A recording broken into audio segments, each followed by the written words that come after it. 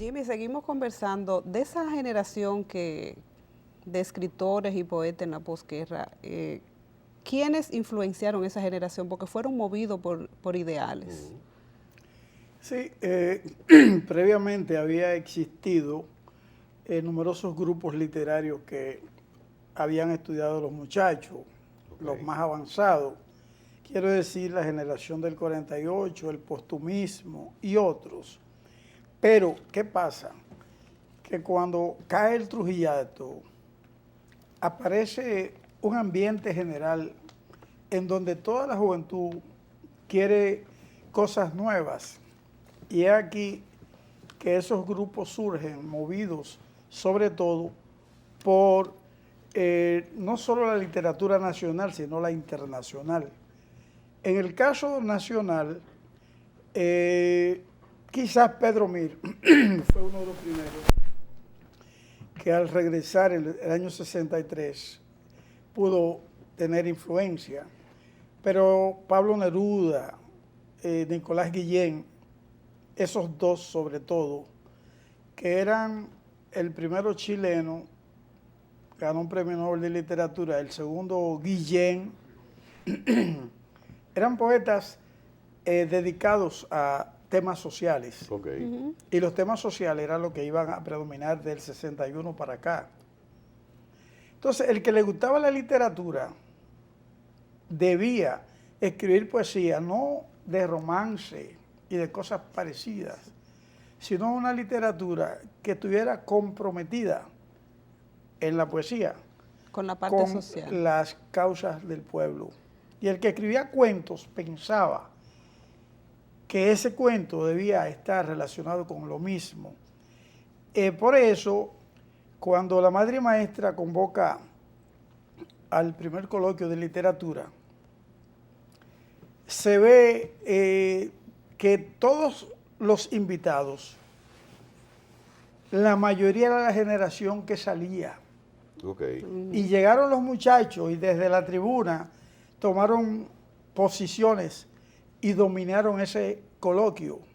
E incluso obligaron a la firma de un documento que los más reaccionarios lo firmaron, repudiando o recordando la intervención norteamericana de 1965. Entonces, lo que influenció a toda esa juventud era la época. Vientos fríos de René del Risco y Bermúdez, ¿qué refleja y qué mensaje deja esa generación de la posguerra?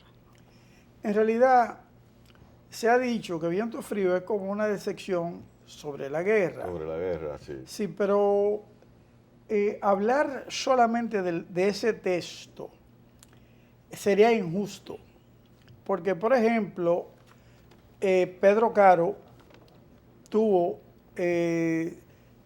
su poesía tuvo un impacto tan poderoso como el de René el Risco, porque René el Risco tendría más fuerza en el cuento. O sea, René el Risco ganó los principales concursos de León Jiménez. A mí me gusta mucho uno de él, Ahora que vuelvo Tom, ¿verdad? Ahora que vuelvo Tom, sí, sí. Trata sobre su Macorís, sí, de su infancia. Y se desarrolló, y es muy importante. Y yo puedo creer que de ese periodo el más importante de los escritores jóvenes fue René el Risco, sin duda. Y Miguel Fonseca también, debe dársele su crédito a Antonio Locua. Y luego vinieron los demás, Mateo Morrison, Antonio Raful, Alexis Gómez, Enrique Eusebio, muchos poetas y muchos cuentistas. Pero todos tenían un denominador común.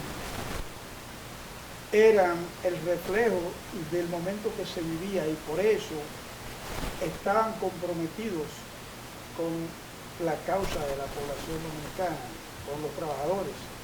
Es más, hubo un caso que yo puedo decir que fue sintomático y se refiere a que un economista llamado Marcio Mejía Ricard montó un restaurante en la Isabel la Católica llamada Rincón Mexicano y los martes hacía unas tertulias literarias donde ponía a leer esos muchachos.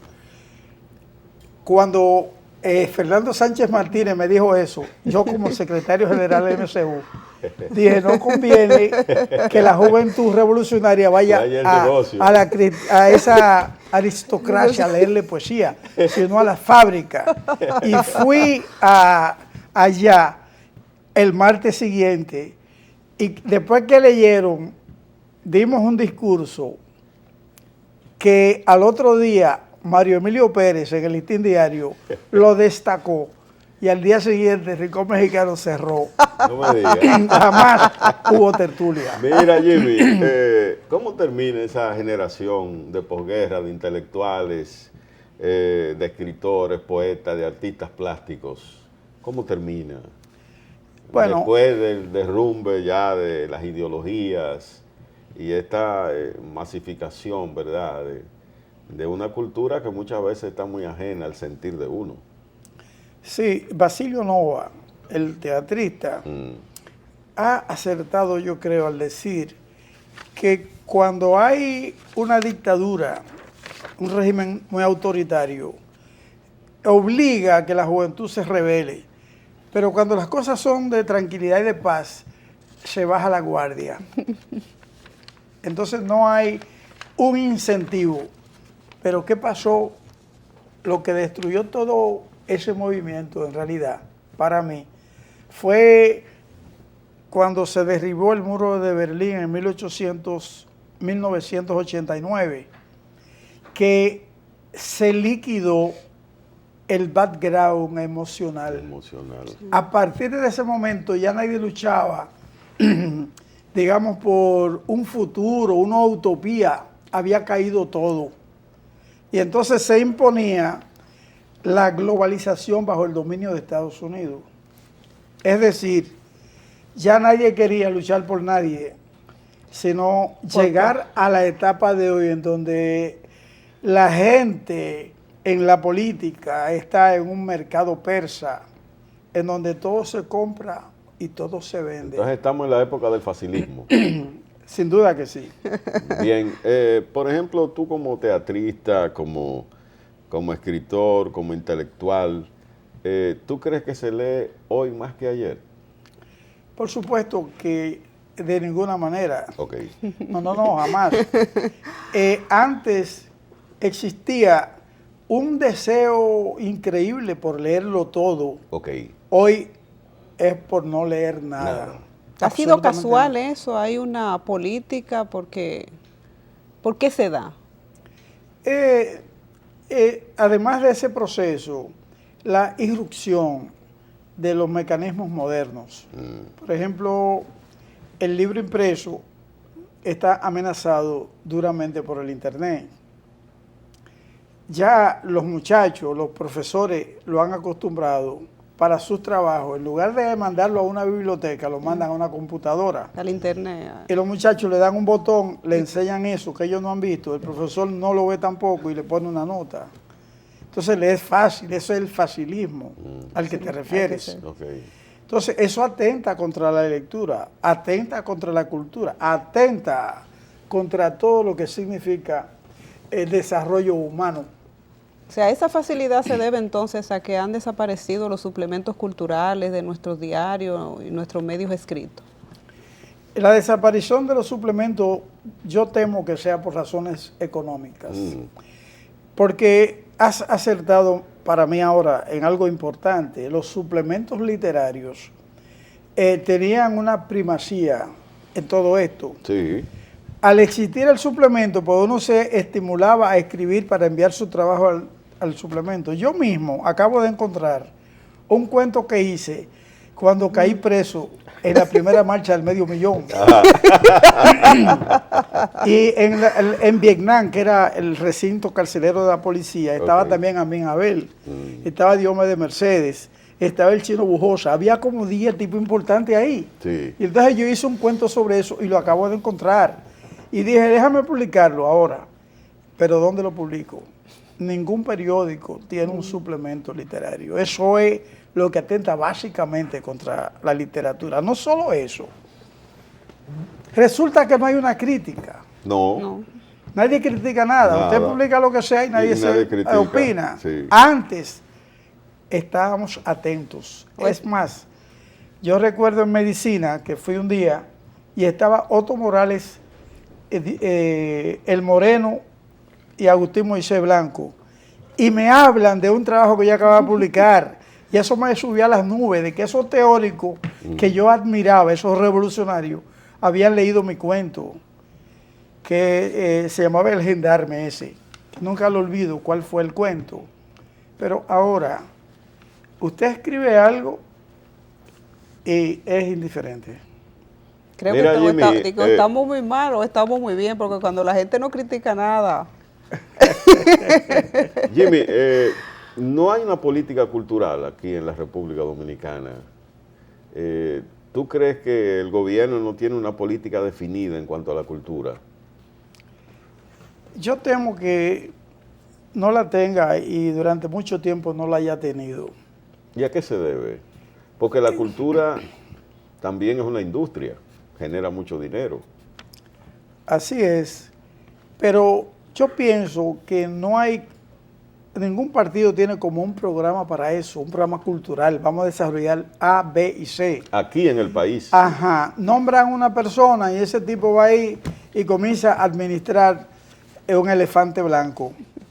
Y administrando eso, lo más sintomático es la Feria del Libro, en donde todo vale menos el libro. El libro. Sí. En donde los únicos libros que se promueven son los del crucigrama y sopa de letras. ¿Están caros los libros en el país, usted entiende? No, entonces, el problema es cuáles son las librerías.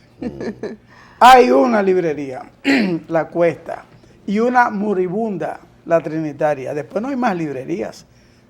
Si no hay librería, ¿de qué estamos hablando? No hay cultura O sea, de inventamos, leer un libro. Sí, inventamos una feria, nos cerramos en un lugar y ponemos, digamos, 300 edificios, cual más caro, en donde compiten cada uno. Y cada ministerio y secretaría lleva lleno con aire acondicionado. Que cuestan Exacto. miles y miles. Y millones se gastan en eso, pero a nadie le interesa el libro. Entonces, ¿cómo le llamamos a eso entonces, si no es Feria del Libro?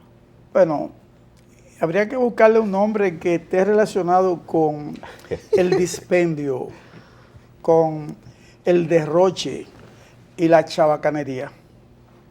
Entonces, La feria del dispendio, del derroche y la chabacanería. Puede llamarle así. entonces, en definitiva, en República Dominicana no hay una verdadera política cultural. No, no la hay, por supuesto. O sea, no la hay. O sea, tú te preguntas qué.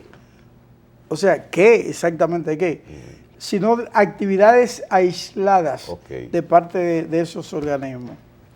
Bien. Es más, mira, el Teatro Nacional, ¿qué tiempo hace que no montan una ópera de calidad? O sea, una ópera de calidad. La Sinfónica Nacional, ¿cuántas veces se presenta en el año? O sea, eso te dice, sencillamente, que no, esa palabra no tiene sentido. No hay política cultural en República En Dominicana. absoluto. ¿Y cuál sería tu exhortación, por ejemplo, al presidente de la República en ese sentido? Tú que has estado vinculado a la cultura con tanto tiempo. Yo pienso que resulta un tanto atrevido hablar de en un desierto, decir que está sobrando un granito de arena. O sea, la política cultural, tendría que hablarse de la política agraria, la política de todo. O sea, aquí el país está desde hace tiempo en una etapa de improvisación. Ok. Entonces, yo no podría desde aquí catequizar, lanzar una exhortación, porque caería en oídos sordos. Y no solo eso, no tendría ningún sentido, no tendría repercusión. Son tantas las cosas que habría que hablar sobre este tema, que este programa, Foro 45, le sería en el tiempo que tiene imposible en 20 programas tratar. No, entonces tendríamos que hacer una serie de programas para analizar la política cultural, hacer una especie como de fórum aquí, ¿verdad? Así es. Para analizar la política cultural del gobierno. Mira, vamos a hablar de cine. Exacto. ¿Cómo tú evalúas el cine de República Dominicana? Yo pienso que la ley que se aprobó fue excelente, porque ha dado como resultado en el ámbito cuantitativo una cantidad inmensa de películas, pero tiene su deficiencia y casi crónica. ¿Cuáles son esas deficiencias? La más grave es que la ley que permite el desembolso de incentivos para las empresas, al parecer está bajo captura de grupos. ¿Está secuestrada? Esa es la impresión que da. Okay. Y entonces, eso permite el que para hacer una película se recurra a menudo a buscar 2 cómicos de televisión con un presupuesto de 80, 90 millones. Tú lo dices de una forma despectiva. No. 2 cómicos. No, dos comediantes. Dos comediantes. Como si fueran series de... No, 2 comediantes. De segunda categoría. O no, vamos a decir 5 comediantes.